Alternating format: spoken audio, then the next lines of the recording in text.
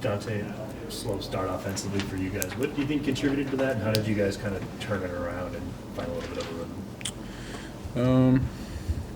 Just weren't converting on the looks, just weren't making them. I think we were getting good looks. I don't think they were tough shots. I don't think they were bad shots. I think it was coming in the flow of our offense, and they didn't go down. But I think going into the second half, there was just a level of aggression, trying to get back into the game. And we knew, basketball is a game of runs, But what we can hang our hat on is the defensive end, and I think, that's where I think we could have been a little bit better.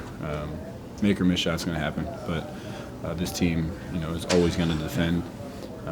So I think tonight, just the second chance opportunities, a few little plays here and there that we would like to clean up, and you always strive for perfection on the defensive end because offense is going to come and go throughout the season. You were talking about that aggression. I definitely saw it in the second half, even with the pace you guys played, pushing in transition and whatnot. Is that sustainable for 48? Can that be something you guys can absolutely. I think we have a lot of athletes, a lot of guys that when you get out in open space, they can make easy, quick decisions, and also there's a rhythm to it. It's not just we're just flying up the court and playing chaotic. There's a cadence to us when we play with that flow and get into actions and being aggressive off those first initial actions, because now it puts pressure and then puts them on their heels. Like I said, we have the athletes to do it for 48. We have the the depth to do it for 48. What do you think it's going to take then for that to become kind of you guys' MO offensively? First and foremost, get stops. Obviously when they make shots, make layups, you can get it out quick and push it. But I think it starts with transition on offense. You get stops, get rebounds, and you push it ahead and kick ahead, and you get early ones and easy ones, and then the floodgates kind of open after that. Is this team coalescing as fast as you thought it would? I'm sorry, what? Is this team coalescing? In other words, are they coming together, synergizing with each other, making each other better? That process, has that been slower than you expected? No, I think internally we have great guys, and we have people that are working through kinks and working through not playing together and working through not being on the same team and on the same floor the last few years. So obviously everybody knows there's what this team did last year, but this team's not last year's team. And I think we collectively in here have let that go. And we're building to something great, that we feel that we have something great here. So it's all about sticking together and building through the bumps. You've been with a lot of different teams at different times. Is this a fairly normal process, by the way? Yeah, but it's also how often is there a trade made before one day before media day, 2 days before media day? It's not just a shock to the guys that come in, but it's also a shock to the guys that are already here. You have two new personalities, two new people, two new basketball styles. So it takes time. Everybody's staying with it. Everybody's giving themselves grace, and we just have to stick with that. We know, we lost 2 in a row. Before that, what did we win? 6 out of 8, 6 out of 7, something like that. Mm-hmm. Like I said this before, you lose games, everything's magnified because of the trade.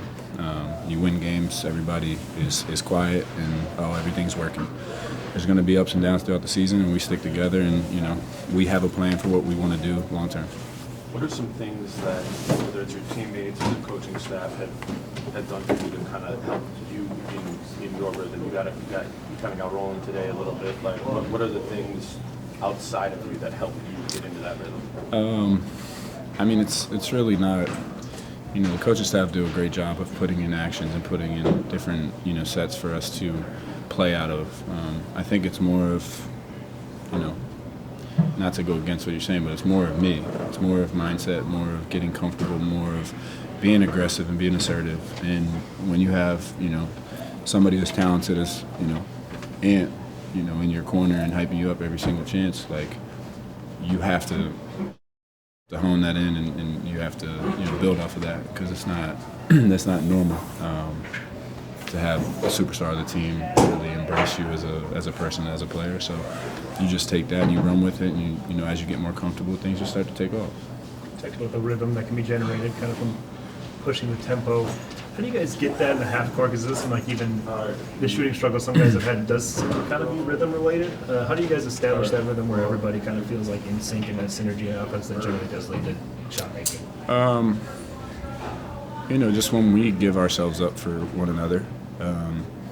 Ant and Jewel are doing a great job of, you know, getting downhill, attacking the paint, and spraying out.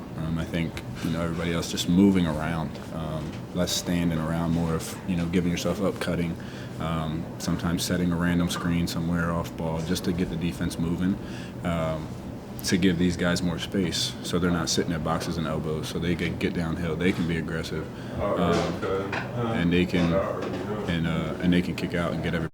So it's kind of like that transition, but there's also this, you know, there's a half court like semi-transition, if you will, like get into early action and just keep it moving.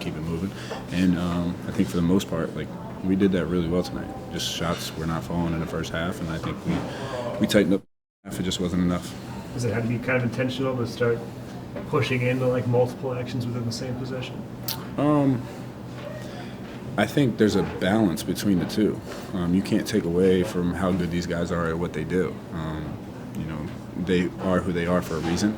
I think, and also the guys that the supporting cast are who they are for a reason. I think that balance between the two, you can't just go one end or the other. That's how they play. They play wild and free within, you know, they thrive in chaos down there. Like us, we have a balance. Play fast, but also we can slow it down, put the ball in two guys' hands that absolutely make great decisions for us, and we live with the results for it. So it's just that balance of finding the fine line.